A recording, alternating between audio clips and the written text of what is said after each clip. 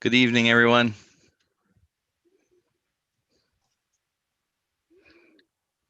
Good evening, everyone.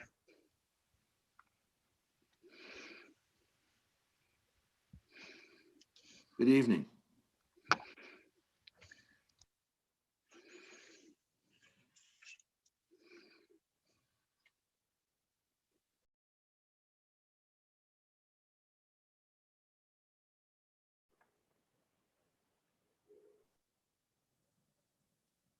Good evening.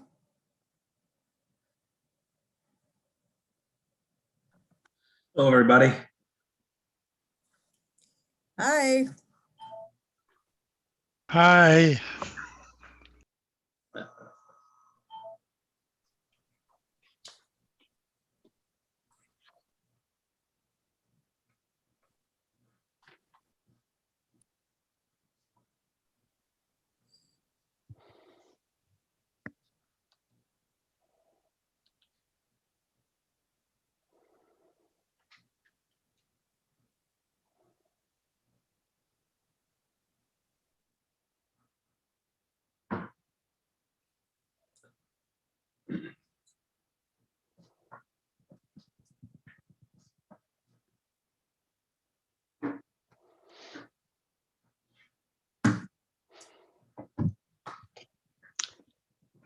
Good evening, everyone. Hey, Alex. Hey, Alex. You're all very quiet, so I just thought I'd break the silence. Good for you. Nice job. Good evening, Alex. Hello, I like those glasses. My apologies. I'm going to be wearing these through the night. I've got still have my migraines going on. Oh no, I thought you were going to break into a jazz solo or something. Oh no, you wouldn't want that. Trust me. Play the sax. We have to get her some bling for those glasses. Donna. She has the bling. Yeah. Carolyn, good for you. These Zoom meetings are taking a toll out of all of us, and being on the screen this long all the time, every day is definitely taking a toll. So good for you for doing what you need to do. Thank you. Good to see you. Good to see you. Better to be here than not. There you go. Yeah, most definitely. And I'm sure Donna sends her apologies as well. She's dealing with shingles right now. Oh no. Yeah, she's got it really bad. Oh Good. shoot. Okay. So, That's not good. Council, we'll get started if that's okay, since we're live streaming now. So welcome to everyone who is joining us this evening. It is our regular council meeting for Wednesday, March the 24th. This day will be forever ingrained in my memory, as it was this day on March 24th, 2020 at 11:45 a.m. that we declared. I sent a letter to the declaration of emergency to the EMO duty officer for the province of Ontario. So it has been a year, and it's been a tough year. But when I look back and reflect on this year, I know that what I will always remember is how proud I am. Proud of our businesses for hanging in there and doing all the extra hours and everything they have to do to be compliant. Proud of our residents for being both resilient and coming up with new ways to stay connected, and for supporting our local. Proud of our staff for just pivoting, and when something worked, they went with it, and when something didn't work, they'd try something new. And really proud of them doing what they've had to do to look after our community for the last year and going above and beyond. And proud of all of you, council, for hanging in there one step at a time and making the proper decisions we need to care for our community during this unprecedented time. So with that, I will open the meeting for this evening, with regrets from Councillor Orsatti, who is not well. But we have quorum, so I'll call to order. And one of the first things I will do before we Well, I guess I'll open the meeting first and then I will introduce our interim CAO.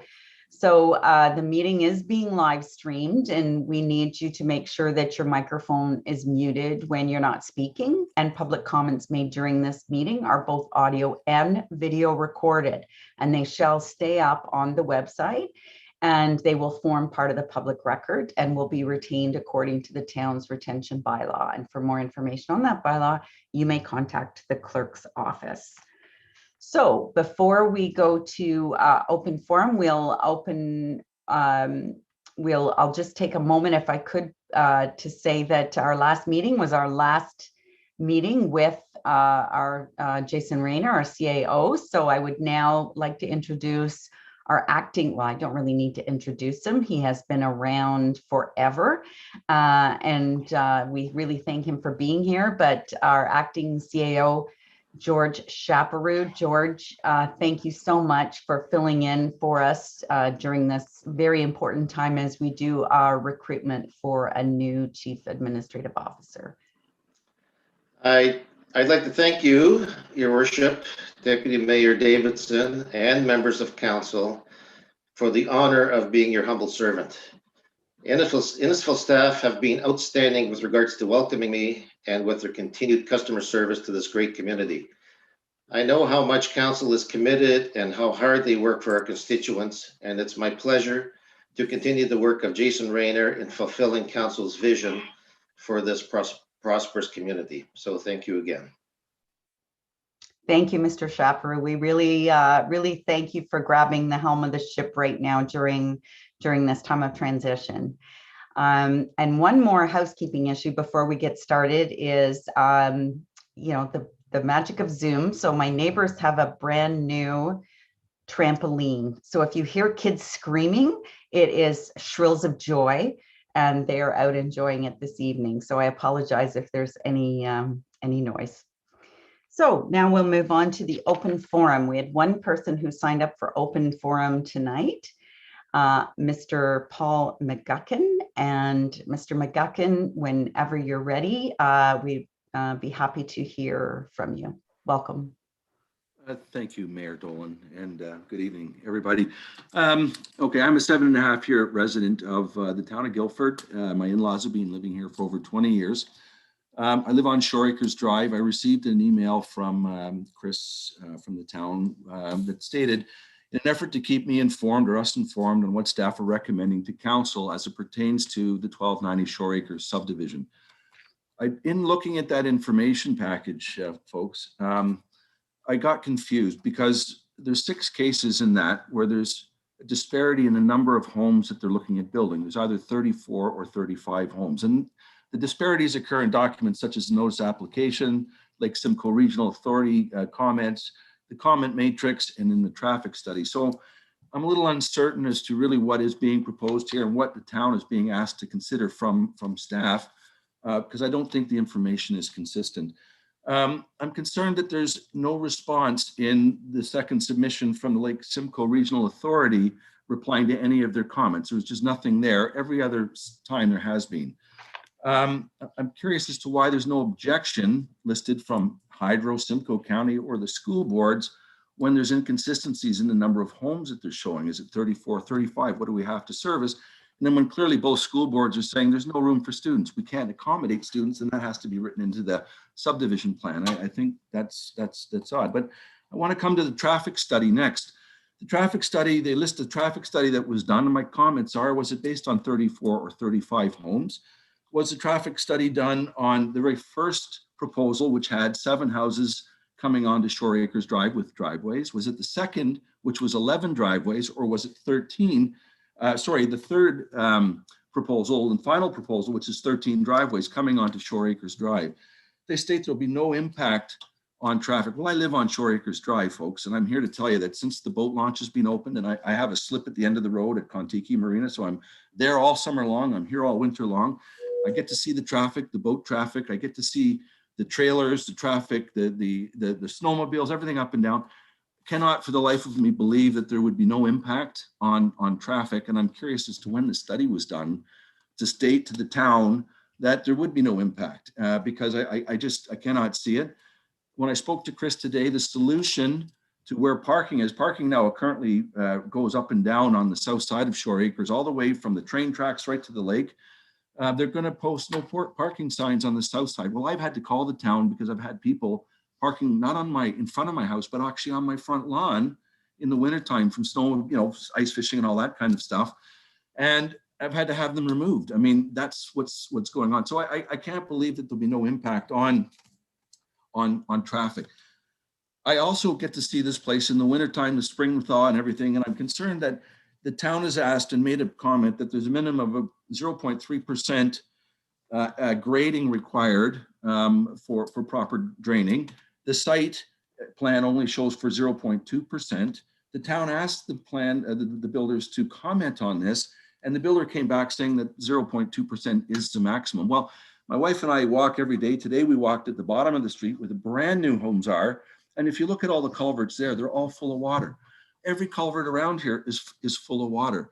If your minimums are 0.3%, those are your minimums. If they can't meet them, how can we ask the town to say, let's go ahead and put something that won't meet your standards in place when we already have a problem with, and I could send you pictures if you want me to put them on Zoom, I'm happy to do it. But these are the things that I'm thinking that I believe you're being asked to make decisions based on maybe inconclusive information, or maybe information that circumstances have changed since the original plans came out, that need to be considered. Mayor Dolan, I know my wife was at the last meeting and she commented that the general meeting for the original plan, and commented about the big turnout from the town, and people care. People want this community to stay this community. We're not saying we don't want, but the houses, the equipment's been parked there since last year, the construction equipment. The builders have already gone around and talked to people about the prices of the homes, 1.75 million, and the size of the homes, 3,000 square feet now.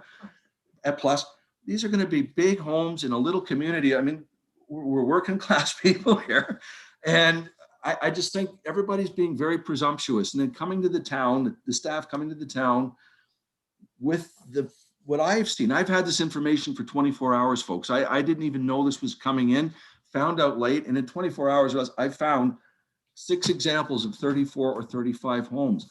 They've moved a street and found another lot that they could. I don't know how you can move a street and it equals another lot on Shore Acres, which is one more driveway, lot number 13. The way the park is set, the park is in the middle of the community where it's designated the parklands. And I think where lot 13 is put as a house is way more appealing for a park for the community than having a big area down inside a cul-de-sac, which nobody will know about. So folks, I'm getting passionate. I am passionate. I care about this community. I think where it needs to be. I don't want to I've taken more than my 2 minutes, but I do believe that this subdivision plan is not well thought out. Our family in 7 years, we've had to deal with a poorly laid out plan from years ago. We had to have a water line moved from where our incoming water, there was nothing coming off the town water supply at the front of my house. It came through my neighbor's backyard, across their driveway. I've had to see the town put a live cut into a water main here at my neighbor's house because it showed a valve, but didn't have a valve. This is all because of rushed planning in past years. And I'm only asking you to really take your time, do the right thing, and I think we're just not ready yet. I think there's too many things we're being asked to take for granted or take a pass on and need to be vetted. And I just urge you to, for everybody's sake, make the right moves, folks. We listened last night to the proposal. I know it's not a town thing yet, but this the thing for the marina over here, another wonderful traffic study where they're trying to tell us that 180 cars in the morning and 200 and change in the evening are going to have no impact on the community. So I'm going to stop you there, Mr. Yes, thank you. McGuckin. Yep, So yep, there will you. be an opportunity should that application make or should they make an application for the town, we'll have another opportunity to go through the process then. Understand. But I just don't want to don't want to confuse 100%. Tonight. I want to Understand. stick to this plan. Yeah, agree. And thank you. I agree. Thank you. Thank you very much, Mr. McGuckin. And so we're going to be discussing this and debating it later on in the agenda, and you're more than welcome to either hang out here and mute and enjoy what's behind you there Or That's real. You're all welcome to come anytime, guys. I'd like to meet you all. or you can watch us on live stream, whichever you prefer. So thank you for your comments and for being with us tonight. Appreciate that. Thank you. So is there anyone else signed up? I don't think we have anyone else signed up for open forum. So we will move on to the approval of the agenda. We do have an agenda in front of us, and we do have an item which we would like to bring to council tonight, a notice of motion. And I will tell you it's in regards with issues regarding sheds in Sandy Cove Acres that has been brought forward. So I would ask if council, it is time sensitive, so I wondered if council might approve adding that to the agenda this evening. I know we don't normally do this. We don't like to add things at the last minute, but this is rather time sensitive, and it has generated a lot of discussion and interest in Sandy Cove. So could I have a mover and a seconder for the agenda with the addition? So Councillor Waters and Councillor Van Berkel. All those in favor? That is carried. Thank you so much. So now disclosures of interest. At this point, Councillor Payne.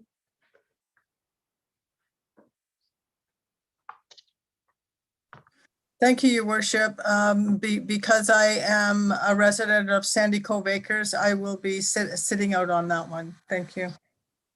Thank you. So that's the notice of motion. So duly noted by the clerk's office. Thank you so much. So next is the presentations and petitions, and we have none of those. After that, we have delegations, and our first delegation is from the Innisfil Farmers Market, and I think Mr. Radcliffe is with us this evening.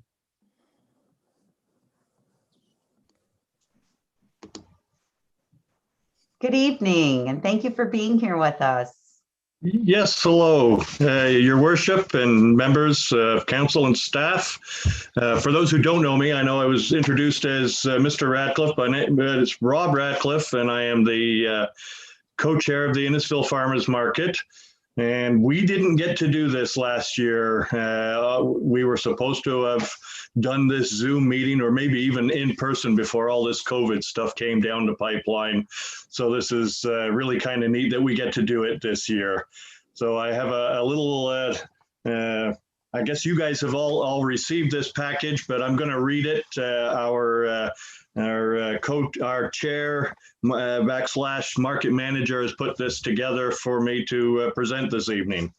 So with the most sincere thanks, we would like to take this opportunity to extend our appreciation to the town for its continued support of the Innisfil Farmers Market in 2020. When the town of Innisfil created the Farmers Market in 2011 with local farmers, it was unlikely that they knew then just how well loved the market would become to the farmers, residents, and visitors alike. This market season marks the 10th anniversary of your town council starting this market, and it's never been stronger. It is lovely to see that so many of the council members were still able to come out and attend during this past summer and to support us, even just to stop in to say hello and to pass on positive feedback. The market executive are looking forward to working with all of you again this summer to create a community spirit through fun events for our youngest and our oldest residents, as hopefully our lives begin the path to some sense of normalcy. So we had, despite last year, we had successes, and they were marked in 2020 by the many vendors selling out most of their homegrown and handmade items on Thursdays and Fridays at our satellite location at the Tanger Outlet Mall. The market has always been a focus of positive press, in addition to an overwhelming support on local media, makes us very lucky indeed. According to our social media, On our traffic, according to our social media reporting on traffic, we were being sought out far more than we ever have been before. The website alone was up by more than 400%. We are very pleased to announce that we were awarded the most innovative Farmers Market Award last year at the Farmers Market Ontario convention held in Niagara Falls last year for our loyalty coin program. And I was lucky enough to be the one who went there and accepted that award on behalf of the town and the farmers market. And we had to give a little demonstration and explain what was going on. So we're very proud that we have been able to put Innisfil on the map in terms of Ontario farmers markets. It was a first for us having long lineups to get into the market, as we observed a maximum of 100 people in our space at any given time. The Innisfil market broke records with numbers of visits last year, and we can't tell you how much pride we all felt at this achievement. We hosted over 25,000 visitors over the shortened season. Many vendors were sold out in the first hour of operation due to spikes in visitors looking to buy local. And when we talk about local, supporting local businesses, this certainly happened for us. We had to change with the town staff this year from operations to leisure services, and I'm proud to report a flawless routine was established between the market and the town staff of this department. The committee would like to extend a huge thank you to Tathy Botham and her team for their efforts to ensure the survival of the market in Innisfil. And even though we had extra tasks in 2020 with the arrival of mass social distancing and the rise of the pandemic in Canada, your staff continues to be a huge support in the making of this community market successful.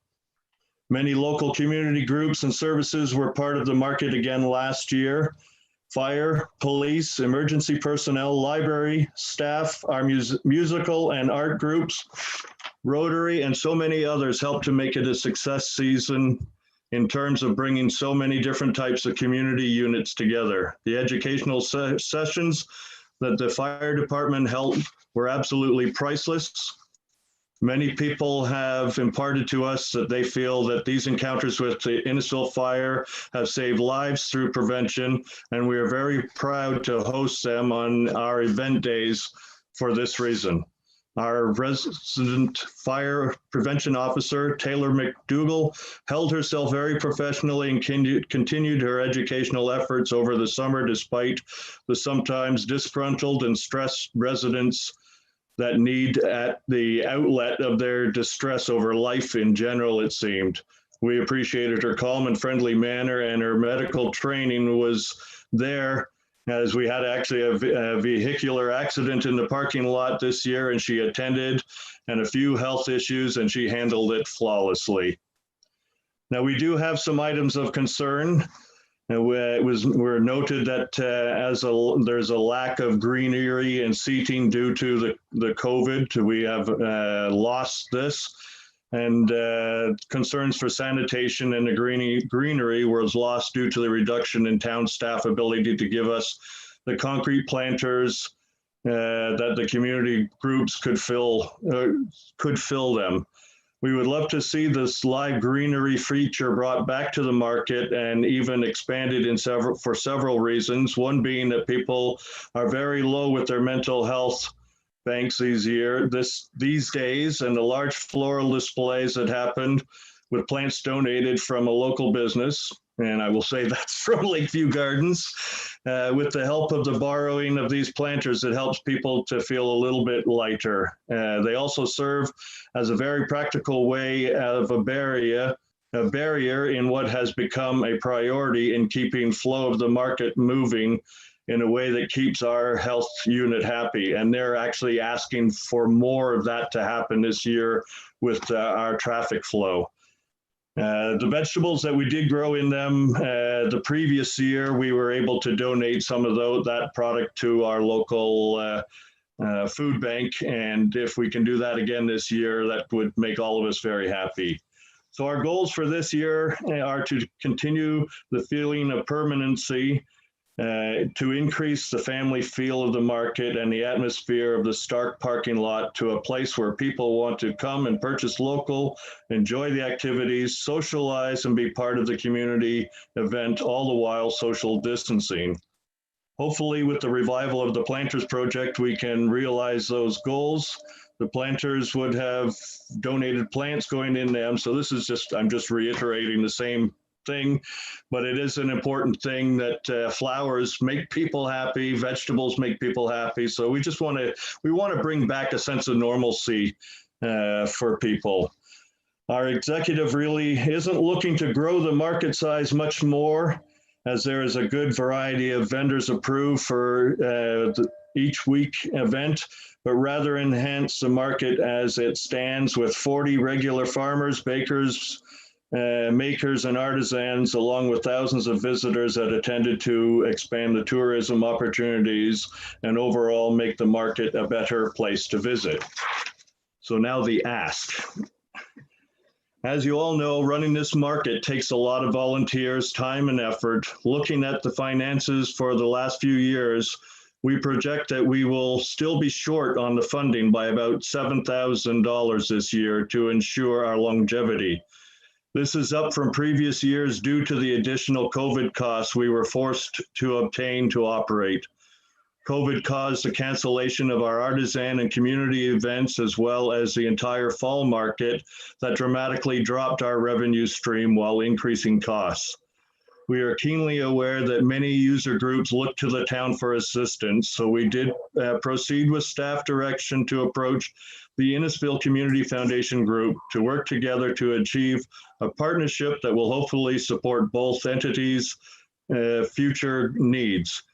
We are grateful for the Foundation's Board of Directors for understanding how important the market is to our community and for their agreement to support us through this financial grant. It is our hope that the Council will support this Community Foundation's request to act as an indemnitary for the grant to help assist us in 2021. The Foundation Executive Director, Jen Ray, has worked tirelessly to help the farmers in the vendorship to find a solution to the issue of shortfall this year. And it is with open-faced optimism that we are hoping to continue to work with this foundation to realize all these goals, both short-term and long-term. Our goal was to cease full dependence on the town, creating a partnership in its own place. We feel we are growing and we have been successful in maintaining the vendorship and customer number growth in the partner model we created in 2019. The ask this year is what we can still look to, if we can still look to the town for staff support and storage needs that we have required to make this run, as well as return to the planters so we can pick up the project and continue with it. Any and all help is appreciated, not only by the members, but all the local farmers and the families that come together to make this work. And that's sincerely on behalf of Jamie Grant, who is our market manager / chair of the market. And that's it. If you have any questions, I'll answer them if I can. Thank you, Rob. Not Rod. I did see it said Rod, yes. Thank you, Rob. Questions or comments for the market? Councillor Ices. Yeah, thank you, Worship. I just like to take the opportunity, Rob, to congratulate you and the Innisfil Farmers Market on their 10th season and really, establishing the market as not just a place to buy and sell your produce, but as as a vital place in our community. And I just wanted to congratulate you on achieving that and wish you all the best in this upcoming year. Well, thank you very much. We know it is a place where people come to gather and to socialize. So I agree with you. It isn't just a place of sales and marketing, but it is a community thing, and that's what we want to maintain and continue to grow. Well done. Thank you, Councillor Ices. Any other comments or questions? Councillor Fowler? Good evening, Rob. Rob, yes. I just want to say that I love what you guys have done, how you've adapted when COVID hit. I've been to the market many times since. I love the fact that you're still supporting the local businesses, the ones that are truly in need of every ounce they can get. I love the events. I miss them the most, realistically, Yes. because I mean, there's Yeah. so much fun, from the dunk tank to the pie eating contest. Still Yeah. a champion, by the way. I look forward to these things coming again, and when we can get back into the new sense of normalcy, and and just the idea of interacting with the people that grow the food and make the food, and you know, it's literally neighbor helping neighbor, and it's one of the best feelings in the world. So I concur with Councillor Ices. You guys are doing awesome. Keep up the good work, please. Thank you very much. Appreciate the support. Anyone else? So can you, Deputy Mayor Davidson? Thank you, Worship. I remember when it first started back when I was on council, so it's great to see it still going. And I think, Mayor Dolan, that today there was an announcement by Queen's Park for more funding for municipalities. So COVID funding. So hopefully we can find the monies that you require and keep you going and get it back to normal somewhat this year. It'd be great. Okay. That'd be great. Appreciate that. Thank you.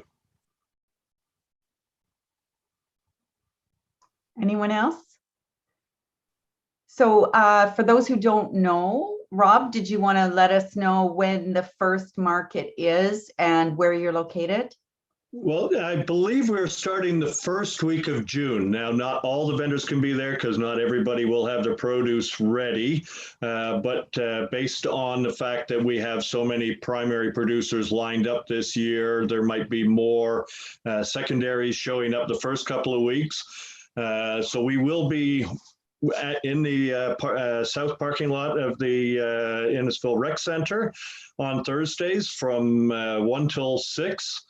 And then we are also at the Tanger Outlet Mall again, same length of time, 1 till 6 every Friday. And that also starts the first week of June. And we're booked in there until I believe it's mid-September this year. So it's a few extra weeks at the beginning and a few extra weeks at the end, because we got off to a late start last year. We were about 3 or 4 weeks behind last year. And then, yeah, we were graciously granted that extra couple of weeks on the parking lot. But again, we couldn't move indoors to the rec center, you know, for the fall, right, leading up to Christmas. So yeah, hopefully things turn around and change this year. Hope for much optimism moving forward. Thank you for that. I look forward to it. And if you want to stay tuned, we are discussing the grant agreement under item C1 tonight. So, but thank you again, and congratulations to the market for winning with your innovative ideas and keeping Innisfil on the map. We really do appreciate that. And also just for putting yourselves out there. I know a lot of markets went virtual last year or didn't run, and you guys were brave and kept going, and it paid off, because I have never seen lineups Yes, like I I saw know. last year. Yeah. But it was worth lining up for. So Yeah. thank you so much for being with us tonight. And I actually have a picture of the award we won. If I put it up on my face, it's on my cell phone, so you can see that we won an apple. Wonderful. Yeah. That's awesome. Thank you so much. And could I have a mover and a seconder to receive the delegation from the Innisfil Farmers Market? So Councillor Ices and Deputy Mayor Davidson, all those in favor? That is carried. Thank you. And I look forward to seeing you soon. Okay, have a great evening. Thank you. Bye-bye. Bye now. Our next delegation is Jonathan Sasso from Humphreys Planning Group. And he's the consultant for Northtown Development, which is the Shore Acres Drive subdivision we'll be discussing later this evening. Mr. Sasso. Good evening, Your Worship and members of council. My name is Jonathan Sasso, planner from Humphreys Planning Group. I'm the agent and planning consultant for the applicant, Northtown Developments Limited. We have reviewed the report prepared by staff, and we are in agreement with their recommendations. Over the past 3 years, our client and their consultants have worked cooperatively with staff to arrive at a plan that appropriately addresses a number of comments and concerns raised at the public meeting and during the application review process. A number of significant changes have been implemented to the subdivision plan since you last saw it at the public meeting held on November 20th, 2019. Notable changes include the provision of a 0.268 hectare neighborhood park, the realignment of the entrance access onto Shore Acres Drive, improvements to stormwater management design, and the provision of a number of trail connections to the open space and environmental blocks. If you recall, the original draft plan submitted in September 2019 did not include a park. Based on comments and feedback received from residents, staff, and members of council, the draft plan was modified and a 1.33 hectare parkland block was included. Following a full resubmission of the applications in May 2020, staff provided additional comments requesting an increase to the park block to meet the official plan requirements. Section 7.2 of the official plan states that the optimal size for a parkette is 0.2 to 0.5 hectares. Based on these comments, the draft plan was again revised to provide for a park 0.268 hectares in size, exceeding the minimum requirements in the official plan. In doing so, a residential lot was lost to accommodate the increase. This loss is what resulted in the discrepancy highlighted by Mr. McGuckin. The current park block is sufficiently sized to meet the needs of the community and can be programmed by the town and outfitted with appropriate infrastructure. The park block is supplemented by its co-location with the larger swim facility and naturalized block to the south, Block 35, which will provide further benefit in terms of complementary outdoor passive recreation opportunities. Additionally, the EP block on the west end of the site, identified as Block 35, will be conveyed to the town as part of the development approvals process. This area represents 1.9 hectares of additional land area, not including the naturalized area and 10-meter buffer, which can be utilized by the town for recreational purposes. The associated zoning for this area, OS, as outlined in the zoning bylaw amendment enclosed with the staff report, will permit for passive recreational uses, picnic areas, and accessory structures and public uses. A 2.0 meter multi-use trail is also proposed to be located in Block 35, providing additional community benefit and access to the open space area. Further, the proposed size of the lots, approximately 0.4 to 0.5 acres, provide ample amenity space for new residents, mitigating the need for additional parkland internal to the subdivision. Section 7.5 of the official plan states that council may accept cash in lieu of parkland, which is an approach that has been applied elsewhere in the town. The current 0.268 hectare park accounts for 62% of the total required dedication, with the remaining 38% requesting to be provided through a cash in lieu contribution. It is also important to note that the total provision of community benefit lands, such as the park, the multi-use trail, and the 1.9 hectare open space area collectively exceed the parkland dedication required for the proposed development. I also note that staff are in support of the draft plan, including the size, configuration, and location of the park.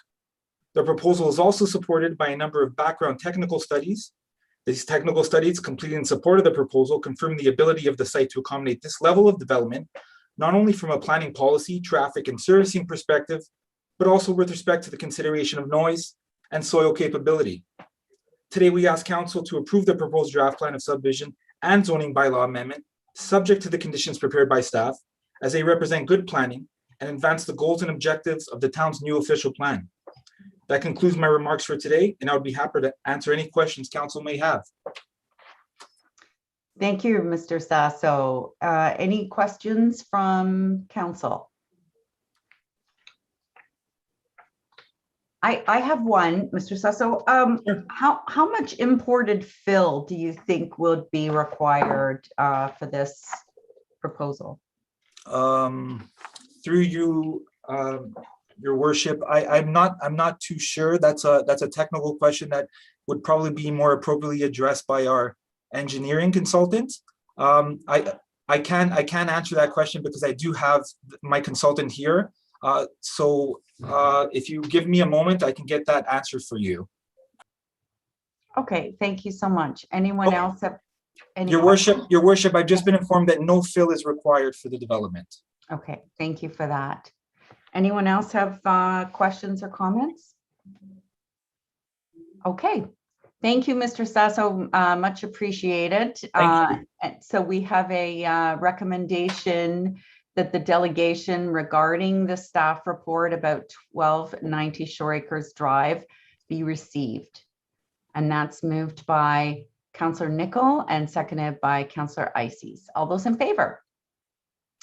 Thank you very much. So again, Mr. Sasso, you know we'll be discussing that, I'm sure, later on in the agenda. Of course, thank you, Your Worship.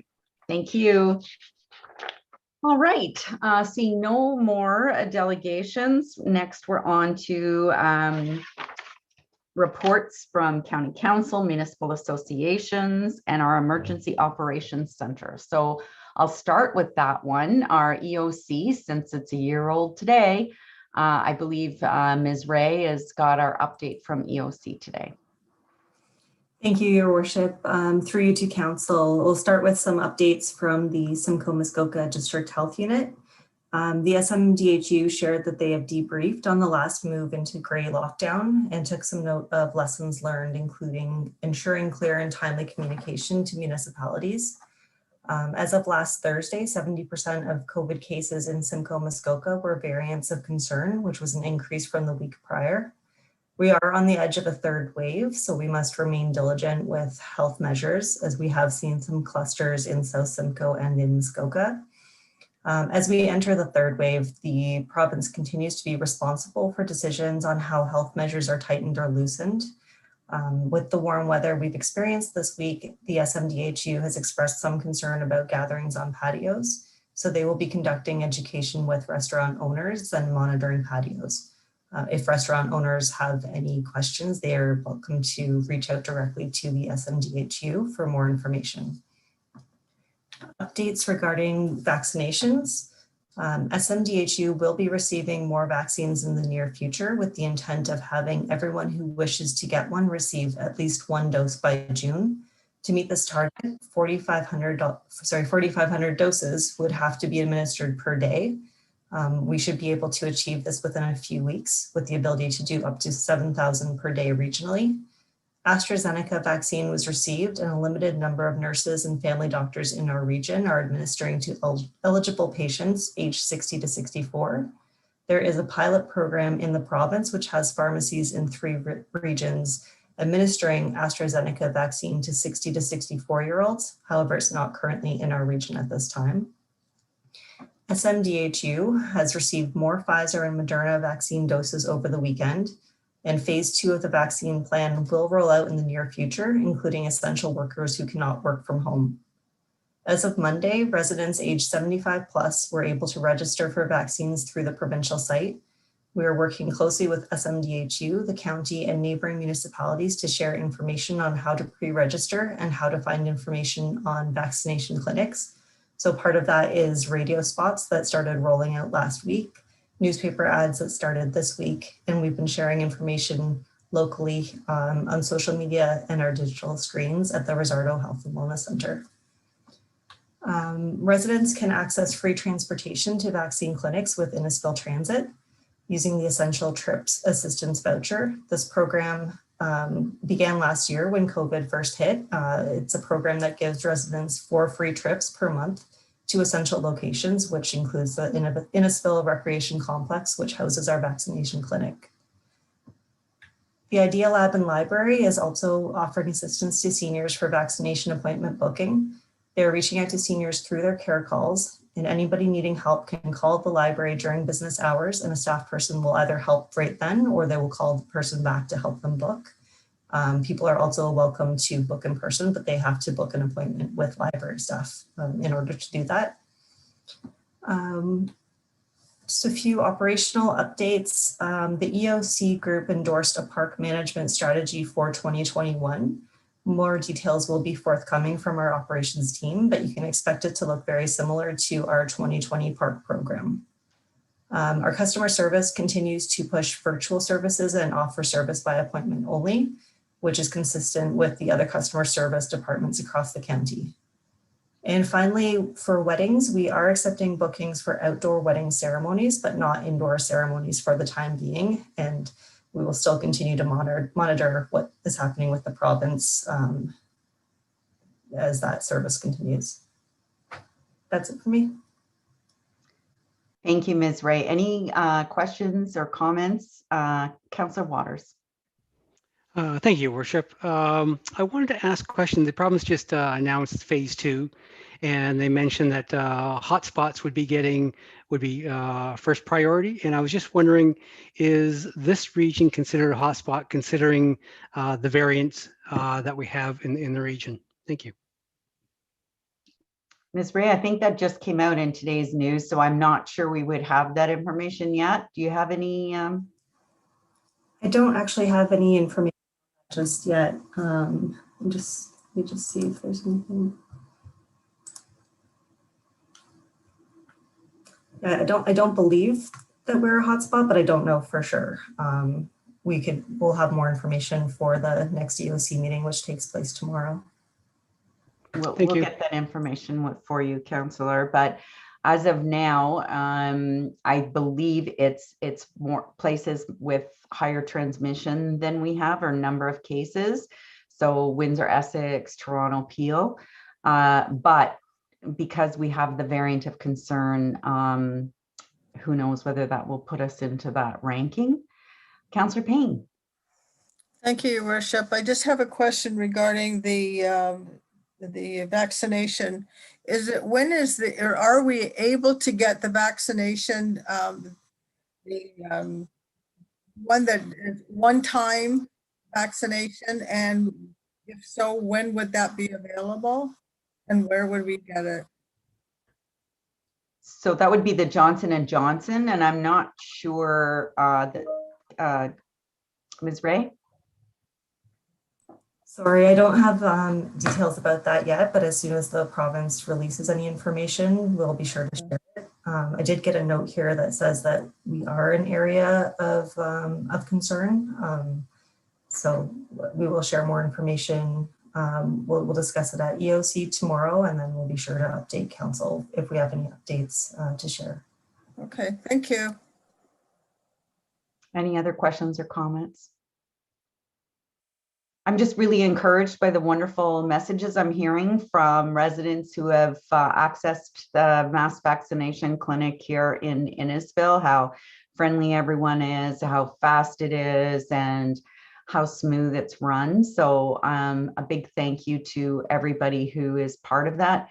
And also, if you have a friend or a neighbor who maybe is not got a computer or maybe not as computer literate, if you could help them find or navigate the system in order to help them get booked sooner rather than later, that would be awesome. So we're doing 75 plus right now here, and I've had some wonderful comments and feedback back. So thank you for that. Any other comments? Seeing none, thank you, Ms. Rice. So any other updates from members on committees? Deputy Mayor Davidson. Thank you, Worship. Just County Council, we held yesterday. It was a fairly lengthy meeting, I think almost 5 hours. I think one of the decisions we came to was to keep County Council at the current size +1, which would mean bringing on a warden that is non-elected, which is a new thing we're looking at. Mayor Dolan is on the governance committee, which is overseeing this change in county council. And I hope we move in the right direction that makes it much more accessible for all the municipalities to get heard. I'm sure we'll get into that direction eventually. Thank you. Thank you, Deputy Mayor. Anyone else have from committees they represent? Councillor Van Berkel. Thank you, Your Worship. Got our in-services committee meeting, I guess Monday? Yeah, Monday. And just to update you, the report from our CAO, Mr. Prasad, on asset management plan for partnering with the town, as well as the staff is preparing a long-term financial plan. On Listec, an update, as well as cleaning the water intake with a third-party assessment for zebra mussels from the lake-based water plant. An update on the Bradford West Wilbury water supply agreement. Update on Killarney Beach water main project, as well as the one on Lockhart. But the most interesting thing was we had the province did their inspections on all of our water plants, the Innisfil Heights, Trout, Churchill, our main plant, and they were lengthy reports. So the more I got into them, the more impressed I was. I have to tell you, people in Innisfil that are on town water don't have a worry in the world because they were all 100%. Maybe a little small infraction here and there for not having a tag on a valve, but the water was 100%. I could, I have to kudos to In-Services and their staff for, being so efficient. I was pleasantly surprised, and I'm sure everybody else should be. So again, the people drinking our water have no worries. It's 100%. That's my report. Thank you. Thank you, Councillor Van Barkel. And I mean, it's apropos because this week was World Water Day. So it is, when you think about more than half of the global population doesn't have clean, safe drinking water. And I know it's something that we all take for granted. You just turn on the tap and that's what you expect. So we're really very fortunate here. And we talk a lot about frontline workers and frontline heroes. And certainly those workers are our water and wastewater operators that keep us safe and take care of our drinking water to make sure it's safe. Our frontline workers too that are underappreciated. So thank you to those folks. Any other comments from boards? Seeing none, we'll go into the consent agenda list for this evening. So I'll go through the list, and if anyone wants to pull an item to discuss further, please let me know. If not, we'll pass a motion at the end to approve anything that hasn't been pulled, to approve the recommendation that's printed on the agenda. So we'll start with A1, and that was the special council meeting minutes for March 10th. A2, the council meeting minutes for March 10th. B1, the Innisfil Municipal Heritage Committee meeting, March 4th. We had our new members attend for the first time, which is great. B2, the Innisfil Accessibility Advisory Committee dated March the 9th. The Pitch-In Committee dated March the 4th. The C1, the Innisfil Farmers Market Intermediary and Grant Agreements. No? Okay, well, for those who are watching, that means that, the Innisfil Community Foundation will be granting the $7,000 to the Innisfil Farmers Market. C2, the 1291 Shore Acres Drive. Yes, Councillor Nicol. Refer to committee? Yes, please. 1205 Corm Street, servicing allocation. Councillor Waters. Refer to committee? Yes, please.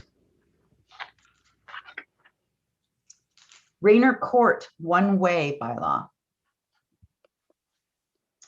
C5, the sand volleyball court rental rates. I don't want to pull this one. I just wondered if staff could take note that, maybe a year from now, we could look at revenue from that and whether or not it was revenue versus operation expense and whether it was revenue positive. C6, the CAO administrator recruitment update.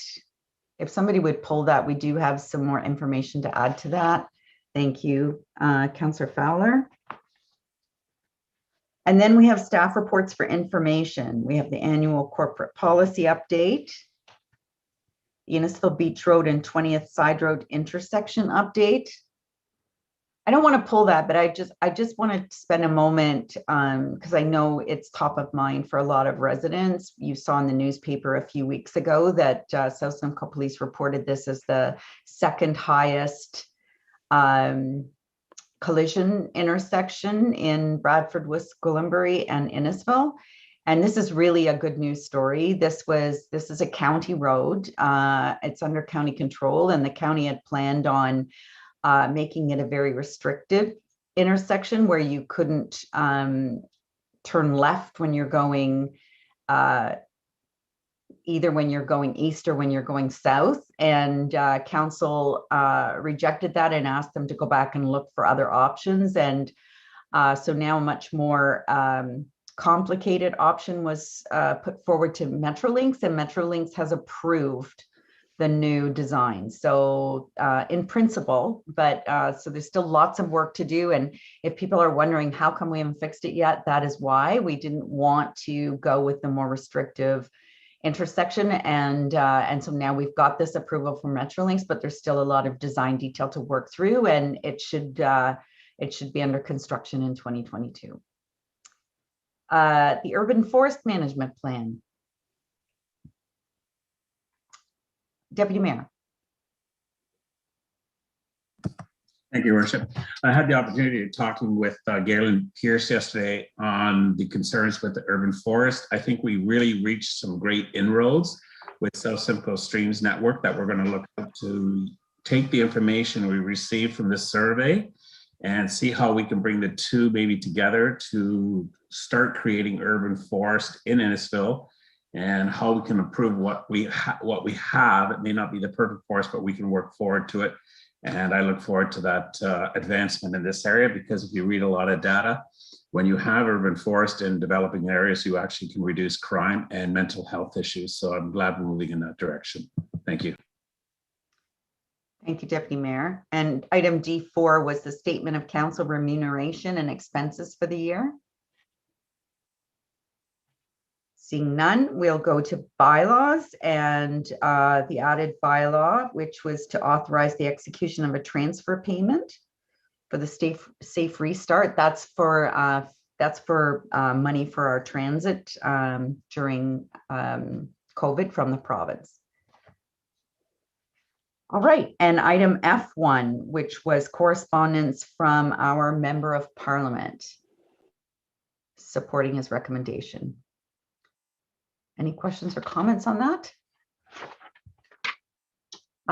Councillor Payne. I don't have any questions on it, just a comment that I think this is a great idea. And I think we should move forward with this for sure. Thank you, Deputy Mayor. Thank you, Worship. It's ditto with Councillor Carolyn Payne. I think with COVID-19, this brought us to the forefront so much, just not in Innisfil, but across, like you said, across Canada. So I think it's a great recommendation that we should really adopt, and we'll see what we can do to help with it. Okay, thank you. Thank you. Just clarity to the clerk or the deputy clerk, if I could. So if just by receiving this recommendation, we're approving this recommendation as printed?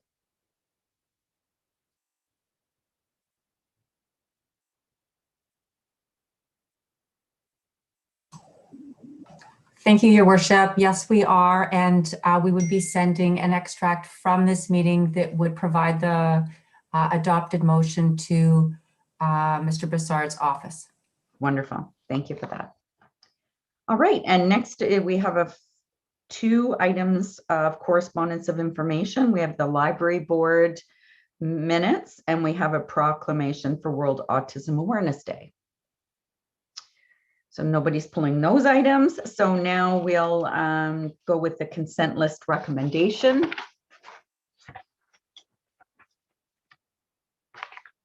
So we have 3 items that were pulled for more consideration. So could I have a mover and a seconder to approve that, please? Councillor Fowler, Councillor Payne, all those in favor? That's carried. So now we will resolve into committee of the whole with a motion by Councillor Van Berkel and seconded by Councillor Ices. All those in favor? That is carried. So the first item to be brought forward tonight was item C2, and that was brought forward by Councillor Nicol. Your Worship, I do have a seconder, Councillor Waters. If I can just speak to it, I do have a slight amendment or a revision to the recommendation here. If you give me just a little latitude. Yes. So obviously there's some discrepancies here. The property is 1291. We had 1290, a couple of times as well too. So it's 1291. Had this gone through when it was proposed years ago, there would have only been 25 homes, but no parkland was in that plan. The new plan did come back with 35 units, and again, with no park at that time. Provincial rules dictate that additional intensification to justify these more units. And for us to deny this now would likely lead to an appeal through LPAT, which we could likely lose. With the public's input, thankfully, Mr. Sasso and the planners have been able to reshape this development to provide all of our residents a parkette with connecting trails, and they've changed the protected block 35 to EP lands from an open space designation because we really aren't playing in naturalized areas. For the same reason, the open space designation is gone from the stormwater pond, and block 36 is remaining as EP lands and as a drainage swale into the stormwater pond. These are large lots with single family units as permitted in our official plan. And the smallest lot itself is 59 by 27.3 meters, essentially 100 by 200 foot lots, which is in keeping with the community. The lands are designated as infill, but we never hear from our residents they wish there was less parkland, and we only get a few chances to add community parkland. Since there really are no other lands to be developed in this area, this is likely the only opportunity to provide a substantial park area for Guildford. So rather than the cash in lieu for the 38% of the park, I would like to push for a full parkland dedication and for me to support this proposal to go through. There are no other locations within walking distance for a park in Guildford. It looks as if lot 14 would be a natural addition to the proposal, and we do have the ability to demand our full parkland requirement instead of cash in lieu without an appeal at LPAT. Therefore, I propose a revised or amended recommendation requiring that lot 14 be added to the parkland dedication, and as Mr. Paul McGuckin stated, the number of lots be reduced not from 35, but from 34 to 32 to ensure that these all are still large executive lots as permitted within our official plan. Thank you. Thank you, Councillor Nicol. And I'll go to the seconder. Any additional comments? No, Your Honor, that's what I was expecting. Thank you. Anyone else? Questions or comments? Councillor Ices. Thank you, Worship. Just a clarification, Councillor Nicol, did you say 32 lots? I see 33 on the revised recommendation. 33.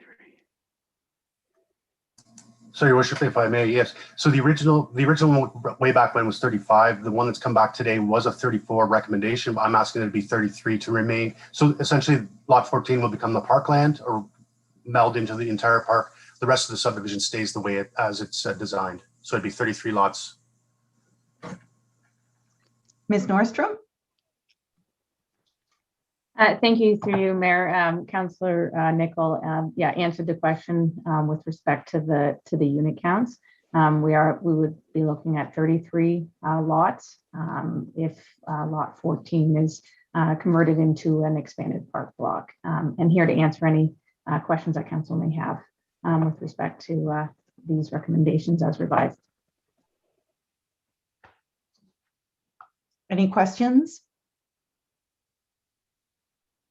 I have one, and I was glad to see the amount of environmental protected land between the new homes and the Metrolink rail line.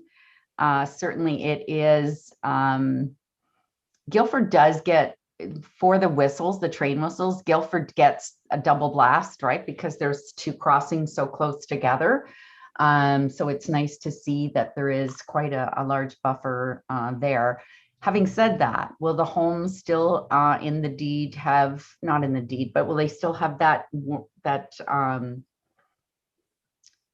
comment on the sale and purchase about the noise from the rail line? Through you, Mayor, yes, in response, there is a condition of draft approval that includes a warning clause with respect to the double whistle, which really carried forward from the discussion at our previous council meeting about this, and that's reflected in the draft plan conditions. Thank you. Mr. Cannon, did you have anything you'd like to add? Through you, Your Worship, no, I do not. I just turned my camera on just in case somebody needed to direct a question towards me. Great. Okay, thank you so much for that. Anyone, any more questions or comments? All right, so we have a revised recommendation as put forward by Councillor Nicol and seconded by Councillor Waters. All in favor of the recommendation as amended? Those opposed? That is carried. Thank you very much. Next, we have item C3, 1205 Corm Street, and Councillor Waters pulled that item. Thank you, Your Worship. It was seconded by Councillor Fowler on this one. I don't want to change anything, but I do have a question for staff concerning the allocation of this property in terms of where it's coming from. Because they're part of IDAG, Innisfil Developers Allocation Group, I was wondering why the allocation isn't coming from that group and it's coming from our allocation, which are very precious. And so my question is, why are we doing that? Through Your Worship to Councillor Waters, the 1205 Corm Street was identified as a community benefit because it was in the central Alcona hub area. And so they met the requirements in our allocation policy. A question to that, it's in Alcona, but it's certainly not on our main drag. I don't see how allocating 35, I guess it's 40 houses. How many houses? Oh, it doesn't really matter. But I don't understand how that could be a possible benefit in this. Like if it was the main drag in terms of the main street that I would see the benefit there. I'm not too sure why wouldn't we just ask them to get that from the developers group. It seems that number seems relatively high that we should be giving up. Mr. Moore? Through Your Worship to Councillor Waters, we can certainly loop back with the IDAG group and explore the details regarding why it's been pulled from the town share portion. Sorry, just to add, is also considered an infill lot, which is one of the items in the allocation strategy, which would be deemed a community benefit. I just think the allocation is very precious, and we need to do that for a number of years. And where it's available through the developers group, I would recommend that we ask them to provide that. That's what the group was for. So Councillor Waters, or I'm going to ask Mr. Moore if could this be deferred to the next meeting, or is this time sensitive? I know the applicant is looking to register the subdivision fairly soon, but if we need to, we can certainly defer it to the next meeting. I would appreciate that. Do you have a seconder, Councillor Waters? Councillor Fowler? Oh, there we go. Yes. Councillor Nicol just seconded it. Okay, so we have a motion to defer from Councillor Waters and seconded by Councillor Fowler. And I'm guessing that is to get more information about the servicing allocation coming from the community share, town share community project versus the developer group. And to see whether or not the developer group can provide that allocation as opposed to the town. Oh, I see Mr. McKenzie's put his camera on. Did you have something to add, Mr. McKenzie? Thank you, Your Worship. Sorry, I was trying to get my hand up there earlier to address this. This, through you to Councillor Waters, this was already in that, like Mr. Moore said, Dylan, it was in the policy as a community benefit. This this infill development with the intensified like townhouses infill in the middle of Alcona it meets the definition of community benefit under the policy. And it's always been identified as that since I think that the November 27, 2019 staff report. So to go back to the developers, it might be difficult and take it out of their pocket when we defined it in the policy and the agreement on what defines a community benefit project. Affordable housing, infill lots in the middle of an urban area definitely meets that definition that we had negotiated with the developers over the last 2 or 3 years. So I guess I question why would they even come to us, because the developers have an agreement for those allocations, and why would we give up that precious allocation? Like I think the benefit is really quite sketchy in terms of the infill and the fact that it's not on Innisfil Beach Road, which would be truly a benefit to get that type of development going. So that's my question. Is so I don't understand why we did that. Well, the affordability, they're not single family homes, right? And it's an infill development within short walking distance of the main drag, right? So it was worked on with the developers and the planning department and engineering on what defined a community benefit project, and it went through the policy 2 years ago. So are you suggesting this is a done deal? There's no going back? It's not done. It's got to get through you guys, right? So I guess, but that in November of 2019, this meets the definition of a community benefit project under the original policy. So what I think Mr. McKenzie's trying to tell us very delicately is that we made the decision to define what was a community benefit back in November of 2019. Mr. King, did you have anything to add? Just briefly, Your Worship, to Councillor Waters. We hear the request loud and clear. If it's not a problem for the developer, I don't see a reason not to defer.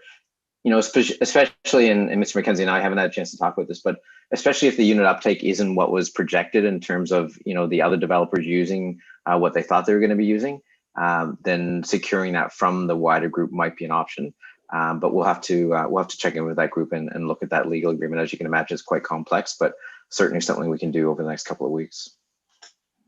I would appreciate just going back just to confirm that we can't get it from the developer, and if we can't, then I guess they'll get our allocation. I just think what we do have is very precious, and the benefits should be truly much bigger than I think we're getting on this development. Thank you. Thank you. So it's sounding like it's not the end of the world to put it off for 2 weeks for some more discussion. So we have a motion on the floor to defer, and I'll ask for the call for the vote. All in favor? Any opposed? One opposed. That's carried. All right, and the next item up for discussion this evening was the Chief Administrative Officer recruitment update.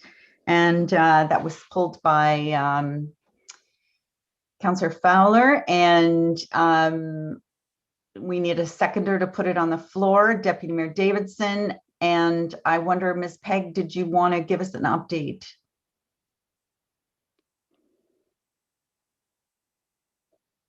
Good evening. Hi, good evening, Your Worship. Thank you. Members of Council. So you'll see in the report an update regarding the status of the CAO recruitment. So we have retained an executive recruitment firm, Boyden Executive Search. We're incredibly impressed with their knowledge of our community and what we're looking for at this point in terms of innovation and leadership. That said, there will be an extensive community engagement component of the CAO recruitment, which is mentioned in the report, and the terms of reference for that is also attached. You'll see on the screen, Clerks has pulled up also around the search committee recommendation for the CAO search. And there's a number of community stakeholders and members of council and the mayor that are being recommended to be a part of the search committee. And Boyden, the executive search firm, does recommend a very diverse selection panel. And we're quite pleased with the individuals that have come forward and volunteered their time to be a part of this. So happy to answer any questions that council may have about the report or the process. Questions or comments?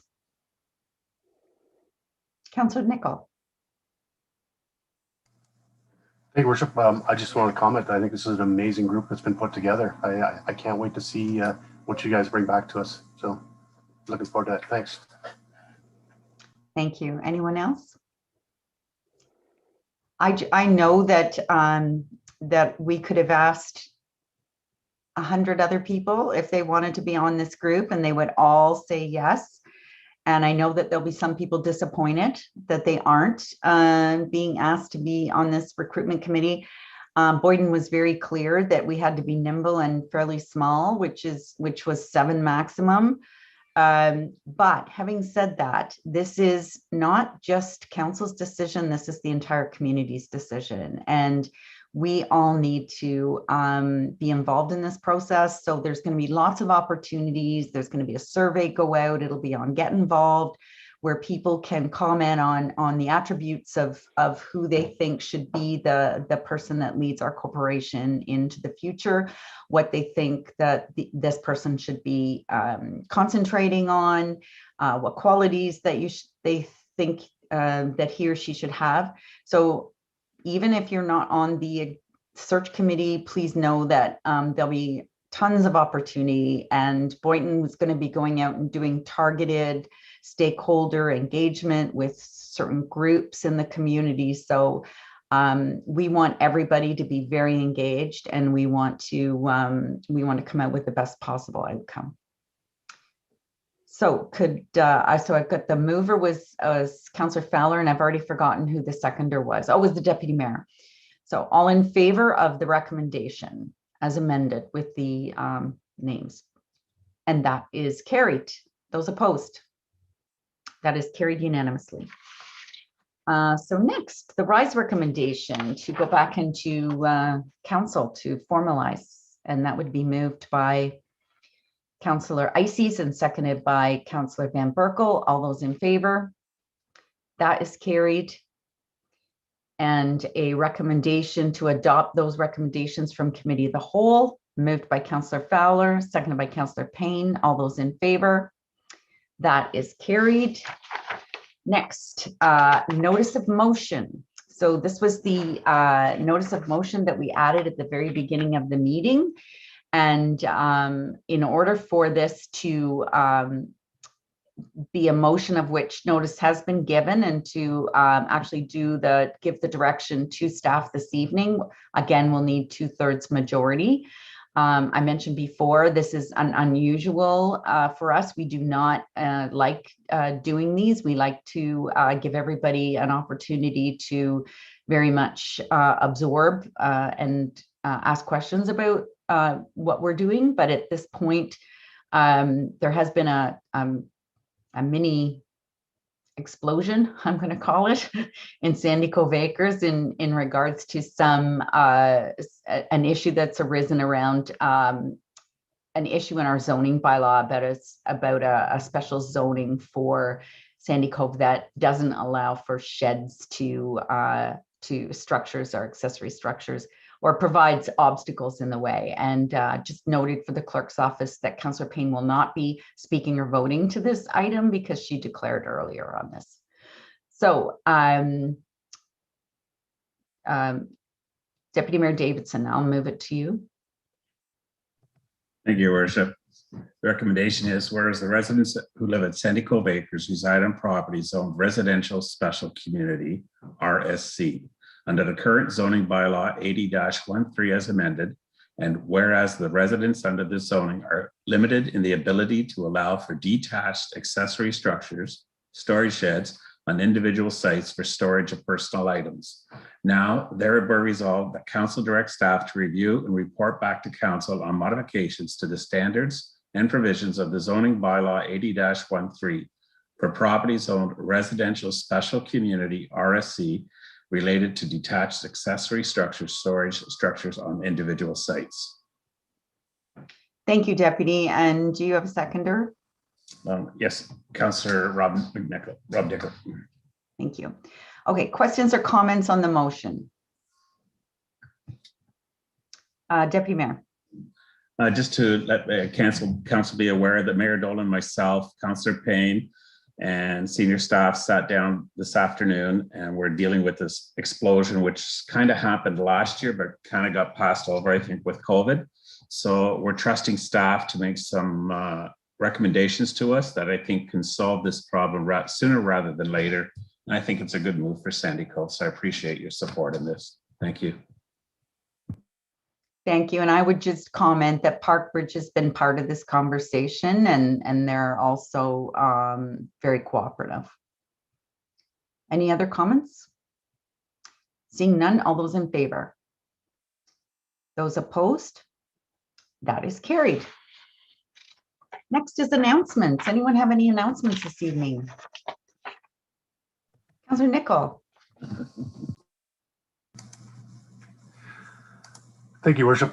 Seems like it's the Guildford show this week. I just want to note that over 120 residents logged into the unofficial Cooks Bay Marina Vision meeting last night. It was good to hear from a great cross section of our residents. Clearly nothing has come to the town, but if it does, I hope that we get the same enthusiasm. A big thank you to Janice Jameson and MJ Allen for the constructive initiatives, and a reminder to everybody that social media is not a recognized form of communication for council. So anyone who has comments or concerns, please email or call us directly for reliable information and for action. Thank you. Thank you, Councillor Nicol. Councillor Ices. Thank you, Worship. I just wanted to acknowledge that our very own Mayor Dolan participated in an online game show called Bring Your A Game. That's A being EH, and the host was Adam Groh from the Cash Cab series, and Mayor Dolan represented us very well. I think she got all the questions right. You may correct that, but thank you for representing us on the national stage, where many other mayors from all across Canada participated. And I didn't really understand how the point structure went with that, but maybe you can fill us in. Thank you, Councillor Ices. Yeah, it was a lot of fun. But I will embarrassingly tell you that we did get one question wrong, and it was about Uber. So I really feel bad about that. But Mayor Savage from Halifax and Mayor Rebecca Alty from Yellowknife, and the mayor from North Frontenac. So we had a blast. And I think this Sunday is Mayor Lehman is on with so I'll be watching closely to see if we beat his group. So yeah, it was lots of fun, and I would say that this whole thing was put together by an Innisfil resident, Don Mutzi from Guildford, was the driving force behind this. So yeah, so I'll send the tape around to council so you get a chance to. It was a lot of fun. But thank you for that, Councillor Ices. Other announcements, Deputy Mayor. Whoops. Thank you, Worship. My one concern this year is we saw a lot of rescuing again going on the ice after March 15th or on March 15th. I just hope, I know that we passed a law several years ago. You and I were on council together when we passed that to reclaim the cost for rescuing these people. We had an incident out here, Big Bay Point, where 3 guys actually used a piece of wood to get onto an ice floe to go ice fishing with the wind we had last week, blew it out about 800 meters out onto the lake. Our frontline, our emergency service had to risk themselves to try and rescue these guys. They managed to rescue them using our airboat, which was great. However, if you notice, they had to leave their fishing gear on the ice, which goes into our waters, which later does not always sink. And when our boaters are going out there in the spring, they hit this equipment. Unfortunately, the equipment wasn't claimed. So I just want us later to look at it and say, okay, we've rescued you. You cost us a couple of tens of thousands of dollars. Is South Simcoe charging these people, and are we reclaiming these funds? And also, when their debris or their equipment is left on the lake, on the ice to go into the lake, is there a penalty we can put in place for that down the road? I really think we need to look at it, and possibly later, because of climate change, and I think Councillor Waters is quite aware of this, March 15th may be too late to leave ice fishermen on the lake, because this year there were 8 up in Ramera that they had to rescue that actually went through. We've had several trucks go through. I received more pictures yesterday of 2 more ice huts that fell through the water that weren't claimed. So as we grow and we get bigger, I think people need to be more aware of their concerns on the lake and what ice fishing, how it's impacting our waters. So I just want to make us all be aware that we do have a bylaw in place, and I'd like to make sure that it is being followed and enforced. Thank you. Thank you. Councillor Waters. Just a question off of that comment by the deputy mayor is it are ice huts supposed to be registered so we know who's out there? And that if we don't, we should, and that way we know if there's an ice hut left out there, because that's debris that could really cause damage to a boat during the summertime, during the early spring. And so I just wonder whether or not there's any way to regulate the ice huts that are out there. Thank you. Thank you, Councillor. I don't believe there is a way, but we'll take that back. I'm not sure. I'm not seeing anybody turn their cameras on, so I don't think anybody wants to handle that question tonight, but it's something we can take away and look at. Mr. Kane, you're so brave. I'm not sure what the Overdirector is going to contribute to an ice hut discussion, but you know what we can do, we can talk to bylaw enforcement. My understanding was in years past that M&R does have a licensing program for those more permanent, less portable ice huts. Quite often, though, I think the numbers may go missing in the springtime when it's too much of an effort to take them off the ice. But certainly something we can follow with the bylaw department and report back to council on, or directly to Deputy Mayor Davidson. Thank you. Thank you, Mr. Kane. Yes, I'd forgotten about M&R having a role in that. Anyone else? So my final comment would be in regards to special thanks to the Simcoe Muskoka District Health Unit. They found themselves with some extra vaccines from the Holly Mass Immunization Center, and they organized a pop-up vaccination site at the Wheel for Sandy Baker residents that were 80 plus.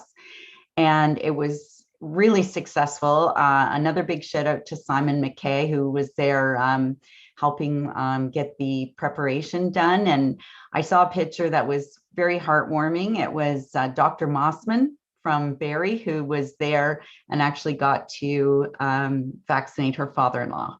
So that was a special moment.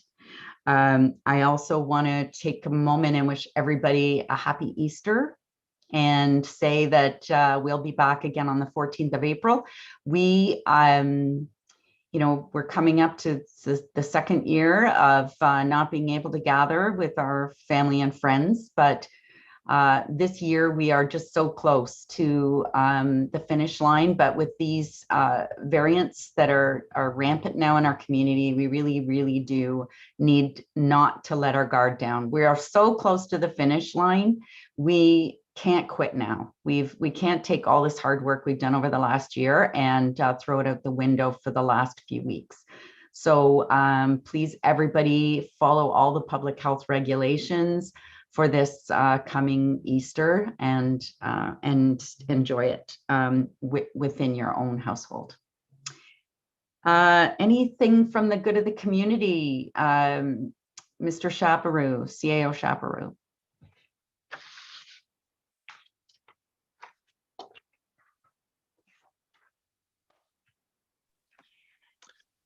Not that I'm aware of, Your Worship. Thank you for asking.